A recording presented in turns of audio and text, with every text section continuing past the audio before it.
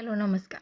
कसे आहात सगळे? मस्त ना? तर चला, आज आपण महाराष्ट्र TET आणि CTETसाठी मराठी भाषा यासाठी आपण भाषा कौशल्य लँग्वेज स्किल्स पाहणार आहोत.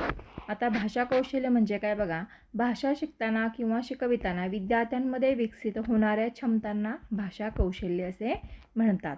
आता मराठी अध्यापनशास्त्रात भाषा कौशल्यांना खूप महत्त्व आहे. भाषेची मुख्य 4 कौशल्ये आहेत. ती कोणकोणती पहा. पहिलं कौशल्य आहे श्रवण कौशल्य, त्यानंतरचं कौशल्य संभाषण कौशल्य, वाचन कौशल्य आणि लेखन कौशल्य. आता आपण पहिलं जे कौशल्य आहे श्रवण कौशल्य ते पाहूयात.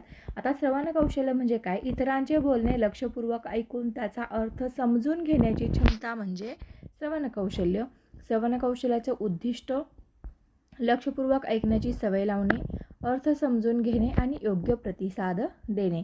आता विकासासाठी उपक्रम कोणते? तर गोष्ट ऐकवणे, कविता ऐकवणे, ध्वनिफीत वापरणे, प्रश्नोत्तर. आणि याचं महत्त्व काय आहे? योग्य उच्चार समजतात, भाषा समृद्ध होते, संवाद कौशल्य वाढते. यामध्ये शिक्षकाची भूमिका काय असायला हवी? स्पष्ट उच्चार करणे, शांत वातावरण तयार करणे, विद्यार्थ्यांना सक्रिय ऐकण्यास प्रवृत्त करणे.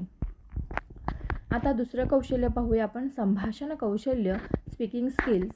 अर्थ स्वतःचे विचार स्पष्ट आणि योग्य पद्धतीने बोलून व्यक्त करण्याची क्षमता म्हणजे संभाषण कौशल्य.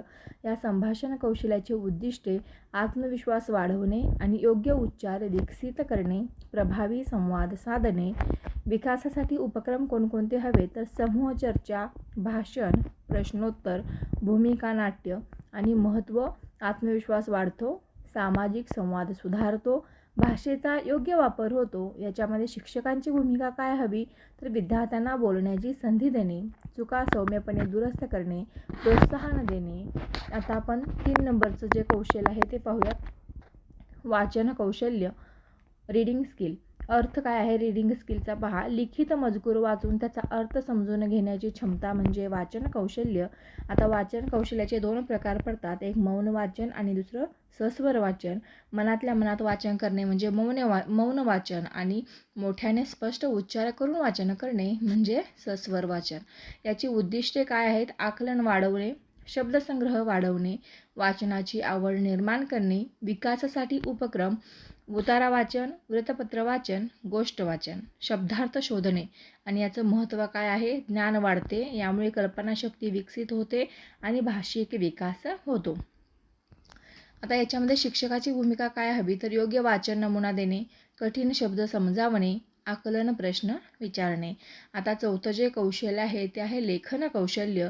लेखन कौशल्य म्हणजे काय? स्वतःचे विचार लिखित स्वरूपात मांडण्याची क्षमता म्हणजे काय? लेखन कौशल्य.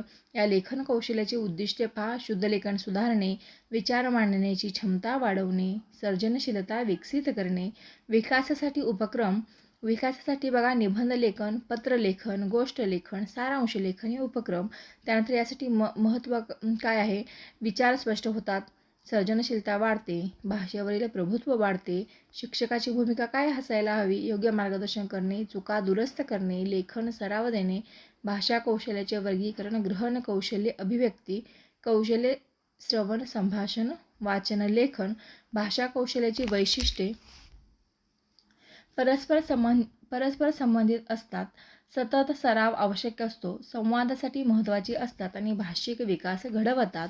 आता TET आणि CTET आणि महाराष्ट्र TETसाठी इम्पॉर्टंट काही पॉईंट्स आहेत. भाषा कौशल्य क्रमाने श्रवण, संभाषण, वाचन, लेखन.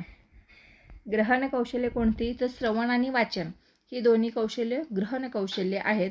अभिव्यक्ती कौशल्य कोणते? संभाषण आणि लेखन हे जे आहेत ते अभिव्यक्ती कौशल्य आहेत. आणि